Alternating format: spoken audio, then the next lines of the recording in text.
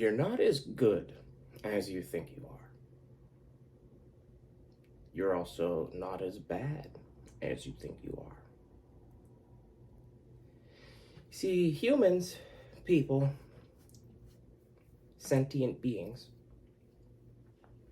have a hard time estimating themselves. There's one way you could look at it. If humans have a hard time estimating themselves, then how could any other human ever put an estimate onto you? I think that goes for knowing your own self-worth and value. And don't let others put things onto you that are below your value, that you know are below your value.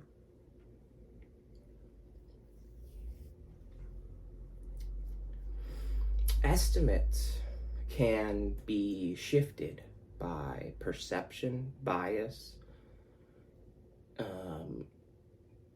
improperly calculated data.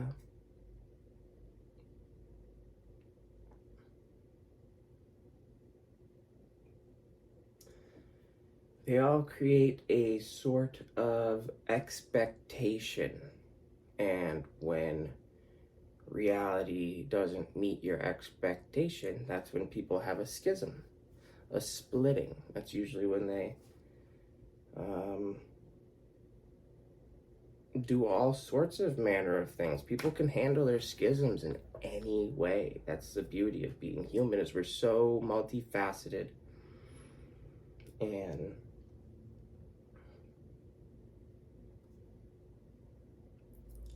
although there is so much similarity connecting us all, we're all such unique beings that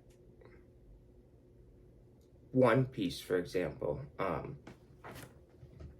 they're at like episode 1300 or something on the original run. And I forget when I read it, and I forget exactly who was doing it, but they're coming out with a revamp, basically, and they're going to start the series from episode 1 again, and they're going to redo the entire thing with a different animation style, and they're going to try to focus on different aspects of the story. So it's like, just by virtue of you being the one to take the source material, for example, One Piece in this situation, and interpreting it, you create a unique perspective and interpretation of the material, which is just as valid as the source material itself. I mean, you can see that because Eiichiro Oda is even supportive of the revamp, and he's like, yes, do this, because well, he's been the one that's been writing the manga and then also producing the show, so I bet to him it offers a unique perspective to see how others are interpreting his material when he's not the one guiding the ship. How do others steer his ship?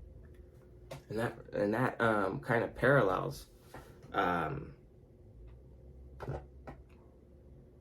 Goldie Roger's journey a little bit, because Goldie Roger left his One Piece in such an unattainable spot, such an unreachable spot,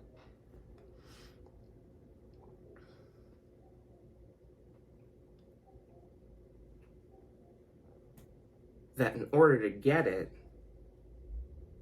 you have to take on the same exact journey that Goldie Roger took on. And how you interpret that journey is how you get to Laugh Tale and how you feel when you get to Laugh Tale. I'm pretty sure the One Piece is like nothing. I'm pretty sure it's just like a note or something. And it's gonna be like, the One Piece was the friends you made along the way.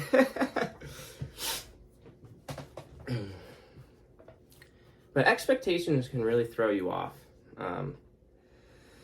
Like last week, me and my mom looked up a recipe online that we could do together, and then we went to the store and we got all the stuff, and we were getting all the stuff, and the recipe required a lot of stuff, and we were like, holy crap, this is going to be so difficult to do.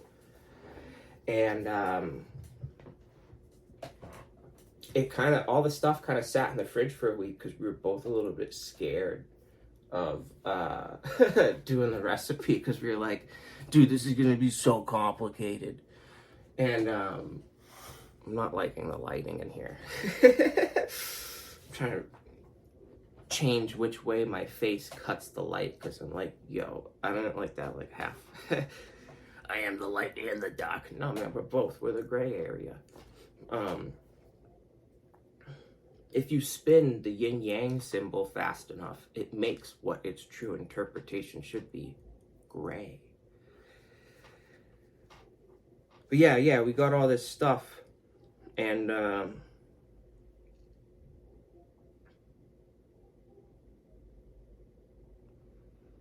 by the time we actually got around to making the recipe, all it literally called for was just combining the stuff. Like, you didn't even have to do much. You just had to, like, there was like 3 or 4 steps of, like, you had to combine certain stuff before you could combine it all together. But it was relatively easy. We were both looking at each other like, this seemed a lot more complicated than it actually was.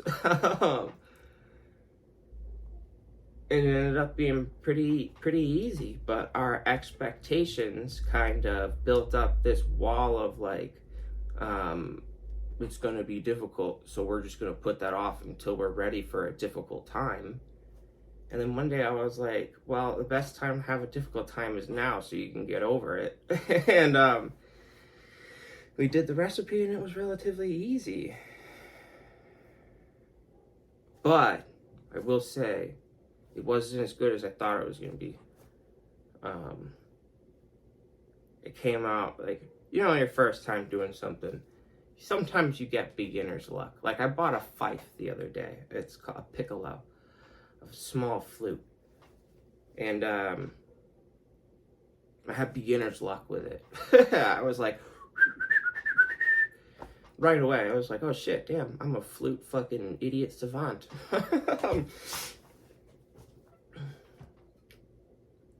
But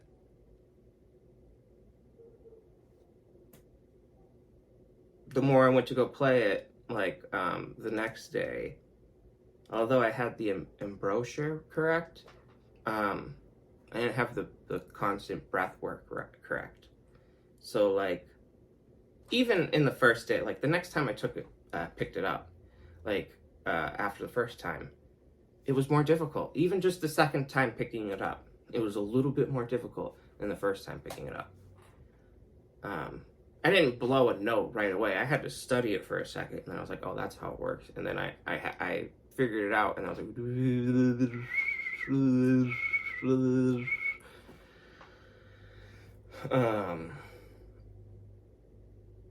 so it's not like I fucking picked it up and knew it right away. I had to figure it out for a quick second. But then as soon as I figured it out, I was like, and then I put it down, and I was like, kind of psyched myself out. I was like, why was that so easy? And then the next time I picked it up, I was like, and it screeches sometimes. So I kept screeching it. But I don't know why the flute is acting like an addiction for me. I don't know why. It's so weird. I keep thinking about it, like I'll think about cigarettes, and then I'll go and I want to play the flute, and it's like I want it constantly, and I want to play it constantly. So I'm using this to my advantage. Apparently this flute gives me a lot of dopamine, so I'm using this to my advantage to make me practice every day. Because, okay, I might have been, you know, I might have had beginner's luck and been able to play it right away, but to be able to play it better and better and better and better, I got to get those finger muscles down, because I can tell that holding it, it's such an awkward position that, like, my pinky doesn't have the correct coordination yet. Like, I gotta work on that. And I can tell too that this finger and this finger, they don't know where to go. I know that there's places for them. Hold on, I'm gonna been yo-yoing that boogie for a while. I know that there's places for them, like for the fingers. It's just the wiring of my brain isn't solidified yet. So when I'm playing, I'm still kind of like, where do these go? And I kind of have to get over that and get more into the flow state of it. But I started recording myself every time I practice. Now I got burps and stuff. Being human stinks sometimes. Because your body just revolts against you at times. You're like, oh no, I got burps, I got hiccups, I got a fart. You can hold in farts, but if you hold in a fart, it turns into stinky breath because the gas has got to go somewhere. It turns into stinky burps.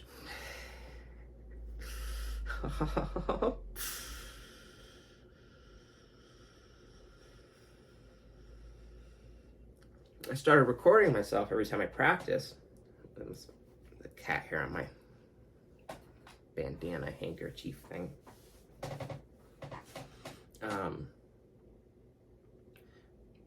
Because of how, not because that I started recording myself in my practice, because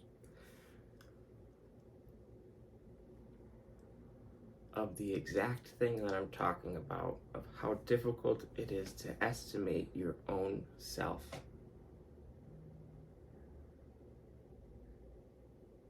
And playing music is one of those things that once you play the note is already played. You can't go back and replay the exact same note. You can attempt to play the exact same note, and it might be very, very, very, very, very, very, very similar, but its timestamp, its temporal placement is inherently different than the first time you played the note. So they're two technically different notes in the song of the universe. You can't go back and play that first note, but if you record it, you can replay that note anytime you want, like a chorus for the universe. And you can watch yourself and you can kind of say, oh, okay, well, that did not sound as good as I thought it sounded when I was playing it. Or the opposite. Hey, that sounded worse when I was playing it. And it actually sounds pretty good on the recording. That actually happens to me with the podcast sometimes. I'll record something, I'll upload it. I have like two different mindsets around my podcast. When I'm uploading it as a body of work. I just need to make sure that it's a complete body of work. The message is obviously something that I care about, but I can't care about my own embarrassment towards it. I have to kind of remove myself a little bit and say, well, this is just a body of work that I'm editing and working on. Just like if I was editing and working on a TV show or a movie, kind of separate myself from it a little bit. And then I go and I post it, and then, maybe I watch it to make sure that it posted as I edited it. But I'm not really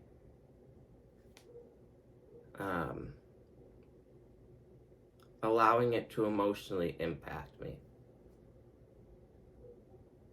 But then, say I release like 5 or 6 more episodes since then, and then I go back. This has happened to me a bunch with Structure. I go back, the Structure's episode 1 from June 2023, by the way. I go back and I listen to it, and I'm like, ooh, this is terrible. I hate the sound of my voice. I hate the message. I hate the actual way I put my words together. I hate the way it was recorded. I cringe. But then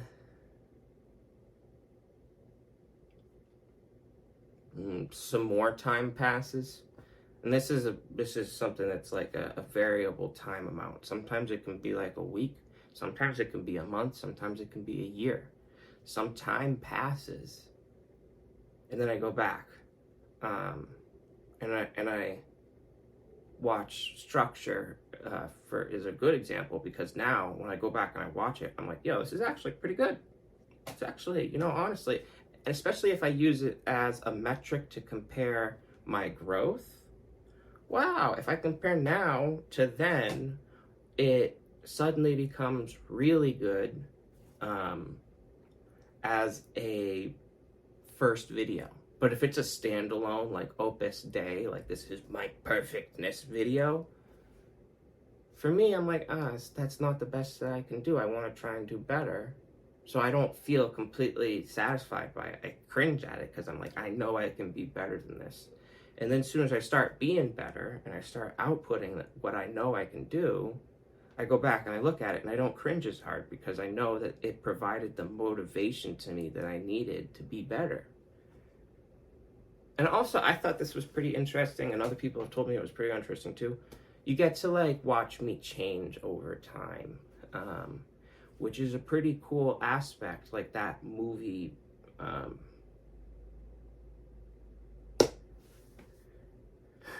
Adulthood or something, where he took like a documentary, or like a whatever, of a kid when he was little, and he took a documentary of when he was older, and he put them together, and like as he aged over time, doing the same thing. I started when I was 23, so we kind of lost a big gap of time there that I have to inform you guys of who and what happened, who I am and what happened in that gap of time from fucking 0 years old to 23.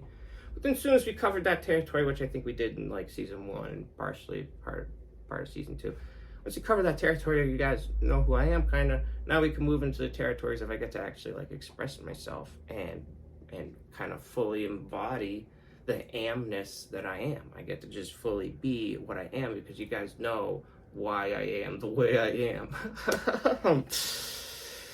Because sometimes I seem like a really, like, arrogant, confident guy, but if you learn my story, sometimes you're like, oh shit, yeah, this guy kind of needs confidence. This guy kind of like needs this. You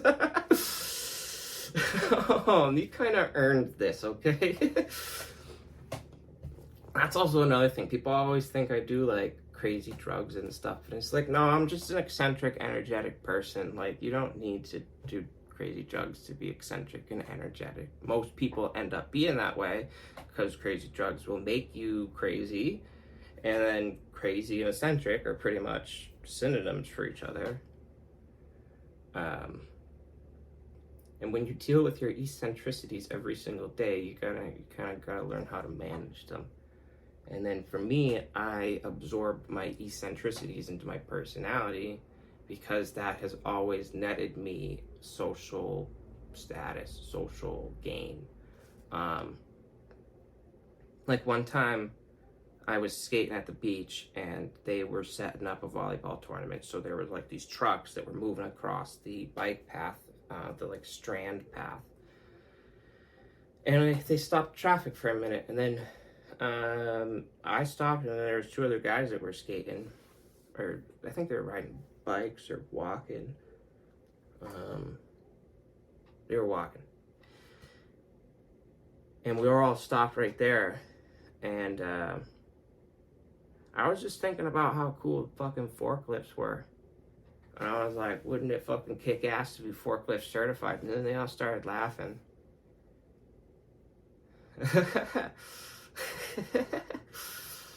And that was one of those times where I kind of like skated away, but like I could tell that those guys were like, oh, this guy's cool, let's hang out with him. But I was like, my purpose of going to the beach is to work out. I don't really go to hang out sometimes. Sometimes I go to hang out, but a lot of the time I go to work out, because it's got that nice ocean breeze, you got the sunshine, you got a nice straight path that I can skateboard down.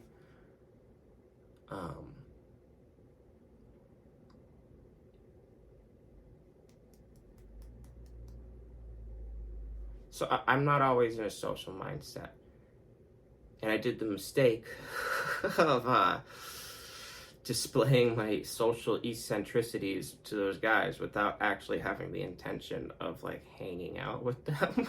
So I just gave them a quick giggle and then ran away, which is a weird behavior for some people, but that's just like what I like to do for people. I like to give them a quick, positive interaction, because how many people get to have positive interactions in their every single day, everyday lives, So I try to hedge the odds, hedge the bets, and I try to give people positive interactions, so at least I know, well, at least some people out there have been having positive interactions.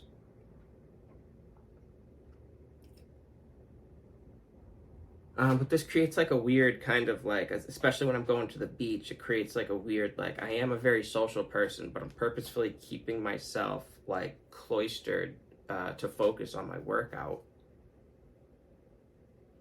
And so I display like two aspects of my personality that's pretty hard for people to figure out just by watching me. Because on one hand, I'm really like, I look like a bat out of hell running from the devil when I'm skateboarding. But on the other hand, I'm always helpful. I pick caterpillars up off a sidewalk. I talk to people and make them laugh.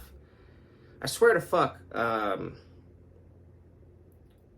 so the beach I always go to is near a park called South Park, and I was like, ha ha ha, that's funny. And then one day, I fucking fell on the beach while I was skateboarding. They were street cleaning, and I fell. I'm pretty sure I told a story about this before. And then some ladies were like, oh, if that were me, I would have died. And I was like, yo, that's weird energy. I'm going to avoid that. But then I went and I fell again. And both times that I fell, I bounced up with a smile on my face. And I was like, hell yeah. Because sometimes falling on the skateboard to me is like a confirmation that I'm still alive. Like, fuck yeah. I bounced. I'm up. I scraped my fucking knee. I'm bleeding. I got this red stuff coming out of me. I am a system of moving parts. But some guy like saw me fucking fall and bounce a couple of times. I swear to fuck it was, damn it, I can't remember his name right now. So maybe it wasn't him. Sometimes that happens when it is the person, and sometimes that happens when it isn't the person. So you know what I mean? Trying to pay attention to your discernment of extrasensory perceptions. But yeah, that dude, like, I was impressed by the fact that I kept falling and getting up and smiling and laughing. And he, like, stopped and waited for me to talk to him, but I didn't recognize him in the moment because I don't ever expect there to be people like that there. I don't expect me to run into fucking producers and writers and creators there. I just go there to fucking work out. So then when I saw him, I was like, that guy looks so familiar for some reason. And why is he stopping? Should I talk to him? I feel like he wants to talk to me. And then I didn't stop and talk. And then later on, I got fed some stuff on my TikTok, and it was the South Park creator's face. And I was like, holy shit, wait a minute. I guess it's just because I never seen him with a beard. I've always seen him without his beard. And when he was younger, I didn't know what he looked like when he was older and with a beard.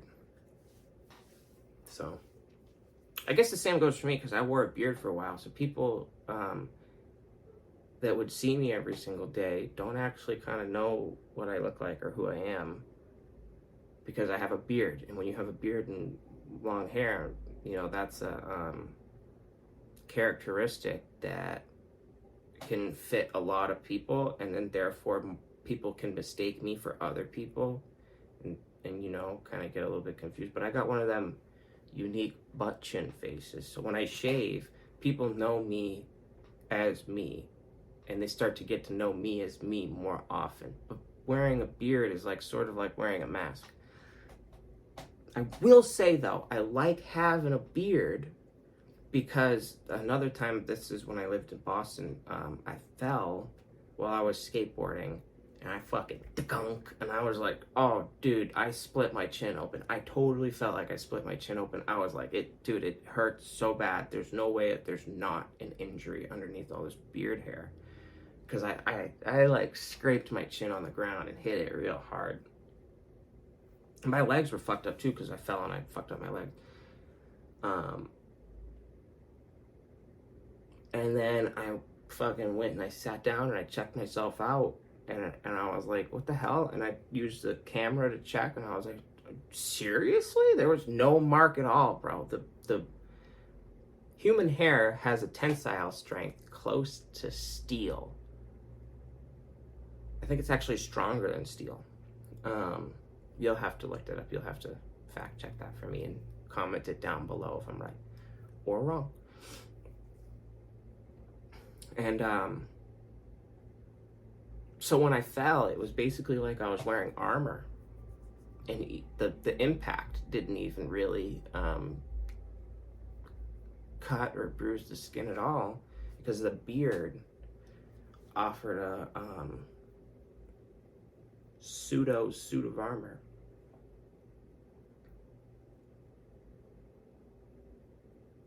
That's why I like wearing a beard, because it's like low-key a little bit of a face protection. Also because I get ingrown hairs sometimes a lot really easily, so I have to use, I can't always shave with a razor close to the skin. I always use a buzzer. And I only figured that out recently as a way to prevent ingrown hairs and stuff like that.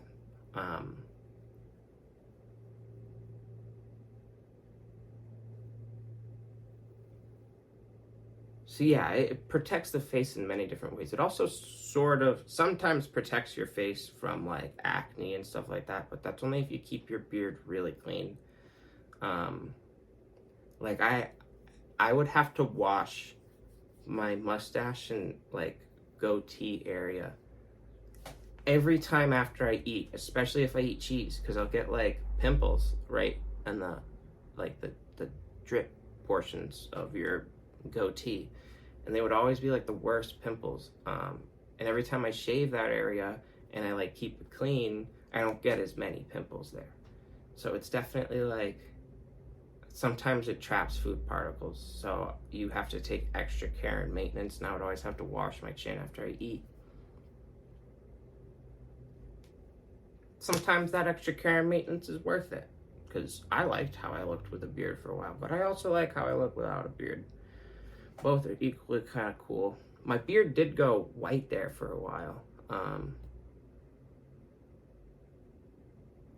And I was like, what the hell? I'm not that old. And then I started taking these pink pills, hair, skin, and nails, biotin. And my beard hair turned back to dark colored. It's like almost like black now. I'm like, whoa, that's cool. It's producing like hypermelanated beard hairs. I also have I have like a multicolored beard. I have red beard hair, I got blonde beard hair, I got brown beard hair, and I got black and I got white beard hair. So I got one of them multicolored beards, which is pretty cool. And my beard, the hair grows all the way up to here. I don't know if it does it on other people, but my hair grows all the way up. I even sometimes have to shave right here because I'll get hairs right there. And it goes all the way up to there. That's I shave the cheeks and stuff more frequently, which I think sometimes makes them have more acne. But yeah, my hair goes all the way up to here. Fucking, I'm like a little wolf man. But it's all well, not all of it, but thankfully the higher hairs are mostly blonde as it goes up. So you don't really see them as often until they get really like part of the entire beard, and then you'll see like a gradient of color. I wasn't expecting to have a beard of that color. When I was in high school, I used to dye my beard hair because I was blonde, and no matter how hard I tried to grow a beard, the hair would only come out like blonde, and like almost translucent. So I'd have like a whole beard, but you couldn't see it. So then I started dyeing it, and then you could see it. And then as I grew older, I only did that like a few times because I was like, this is lame. And as I grew older, it just naturally got darker. And sometimes I'm like, did dyeing it like create some kind of pigmentation environment for change in my face, or is it just that my genetics opened up and, you know, by the time I was 18, all of the face hair follicles turned on, and there's just a mix of colors, so they all produce it, all the colors. I don't know. That's where my expectations and reality have defied each other. Sometimes I like defying reality's expectations on purpose, but it's super dangerous. Like, I remember this one time I was skateboarding at the beach, and I went to go watch the sunset at the end of the strip. And the sunset was beautiful. It was dipping down behind the mountains, and it was just glorious. There was some guy standing there, and he was like really taking it in. And I went, "It's real beautiful, isn't it, huh?" And he went, "Yeah." And I went, "It's beautiful moments like these that make me real thankful I stopped smoking crack." and then he was taken aback at first, because I said it cold. I said it serious as fuck. And he was like, "Whoa, this guy just admitted to smoking crack right here." And I could see the look on his face. And then he went, "Wow, man, that's really good for you." And then once I noticed that he took it seriously, that's when I kind of broke. And I started laughing really hard. And I was like, "No, man, I don't actually smoke crack. I was just fucking with you for fun." But that's the inherent thing, the difficulty, the challenge. As soon as you fuck with somebody for fun, they're never gonna trust you. Like, if that's your first interaction with them and they're like, "Oh, this guy just likes to fuck with people for fun," they're never gonna trust you again after that. They're gonna be like, "This guy just fucking goes around telling lies. We don't know what's true and what's not, because he can tell us that he smokes crack just as seriously as he can tell us that he doesn't smoke crack." That's acting. That's what we call acting.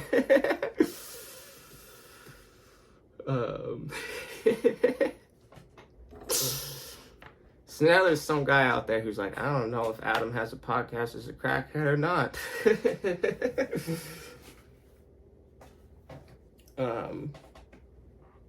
That's what I mean. Like, once you set out that expectation of like, this guy's not a truth teller, people start to believe that you're not a truth teller. I guess that also, like, goes for, you're not as good as you think you are, and you're not as bad as you think you are. People tend to assume better about those around them than what they assume about themselves. Or they assume that everybody's the same as them. That's where I kind of keep getting tripped up, is I keep assuming that everybody's just like me, and I keep having to, like, encounter these scenarios where I realize, oh fuck, I'm different. And that's not always fun, because sometimes you're different in a way that means that you have to spend the time to fucking educate others. That's cool, but ever since I was a little kid, people were like, "Wow, you're really good at teaching other people. You should be a teacher." And I was like, "I don't want to be a teacher." People have always been like, "Wow, you should be a healer." I'm like, "I don't want to be a healer." Like, what do you want to do? Tell funny fucking stories. That's what I want to do for a living. And maybe this is a form of teaching and healing. Maybe I took that into consideration. I said, I can do all of that at once for everybody in the entire world if I make a podcast.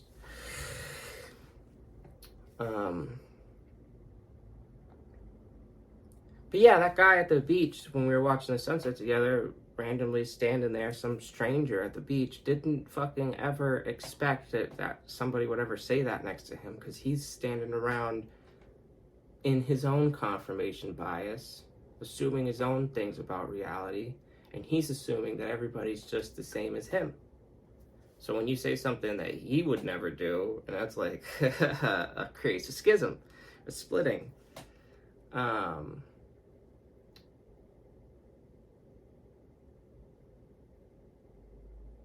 And that's actually where you can see, in better definition,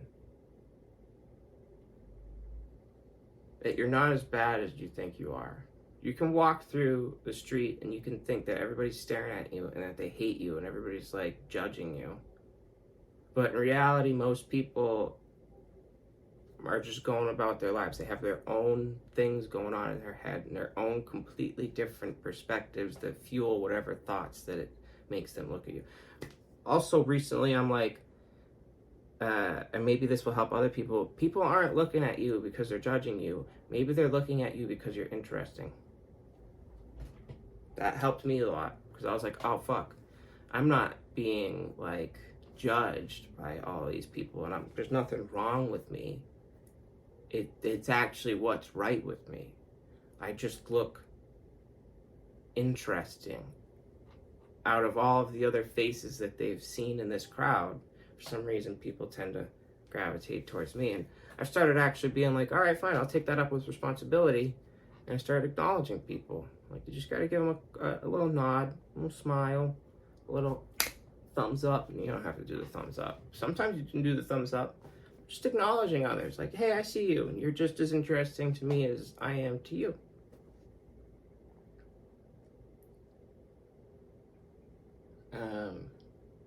Because before I saw it as a burden, I was like, why are all these people looking at me?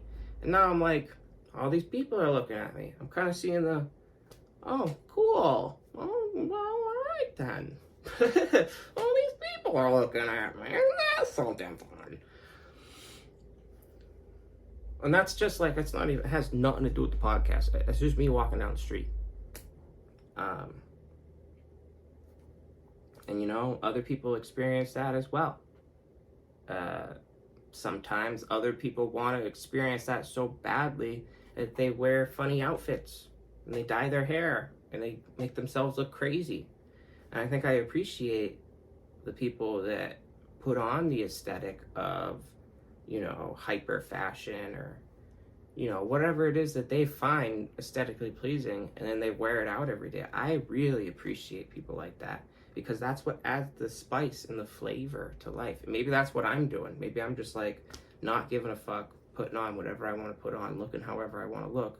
And that's adding a spice of life to those people around me, where they're like, huh, I forgot life could be multifaceted and unique. You got to subvert other people's expectations in a way that makes them think reality is more positive. Because at the beach, watching the sunset, I subverted his expectations in a way that made him question how nice reality was around him. And I realized you can do the same exact thing, but positively. You can make people believe that the world is a nicer place just by being a nicer person and giving them more information for their confirmation bias to feed into about thinking that the world is a nice place. And that's just doing little things like I never wanted to really take credit for this, but I'll do it right now just because it's once you speak on altruism, it ceases being altruism, but it can serve as an example for others of how to be altruistic. I drink a lot of soda. Instead of throwing out the bottles or returning them, I put them in a bag and I leave them next to the dumpster, because I notice that people come and they rifle through our dumpster for bottles. So what I'll do is I'll just leave a whole big bag right next to the dumpster every now and then. Sometimes I want the 5 cents. Sometimes I'm like, yo, I'm running low on bills, I'm running low on funds, I could use that. I got like $3.50 there. I could use that. But then I'm like, it's just $3.50. You know, I could find another $3.50 in the couch cushions. But there's some people that make that their entire lives, going out collecting bottles. And I remember when I was little, I would go around collecting bottles. That was like my first hustle as a little kid. And I got like bags and bags and bags and bags and bags and bags of cans. And then I went and I turned them all in. And I remember I had like 3 bags of cans, and I only ended up getting like $2. And I realized how inherently difficult it was, because I spent so much time collecting all of these cans, thinking I was going to get like this great payout And then at the end of the day, I could only buy like a soda or a bag of chips with it. And I ate soda and chips way more frequently than this whole bottle saving racket could supply me with the funds. So I kind of like realized that inherent difficulty around like the act of collecting bottles. And so I try to add a little bit of ease to it, because I'm like, yo, I know this shit sucks. I used to do this when I was a little kid, and it's probably one of the hardest hustles out there, but you can get your fucking money's worth if you really do put the hustle in. And I see some people, they got some big old carts filled with fucking bottles, so I'm like, hell yeah, you know?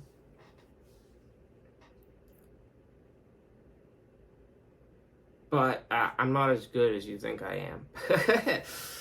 And I'm not as bad as you think I am either. That only serves as an example for you. Go out there. Go try to do something nice. You know, even if it's something nice for yourself, subvert your own expectations in a positive way where you can defy your own confirmation bias about yourself. Defy your own expectations about what you think is possible for your own self. Go back to me. Let me know how it works out for you. Does it work out? Was it fun? Did you have fun? Did you learn something? Was it positive? Was it negative? Was it neutral? What is it that you expect about yourself? What is it that you assume about yourself that is either holding you back or is propelling you forward? I'm gonna leave it there. All right, guys? Keep it easy. See you next time. Peace.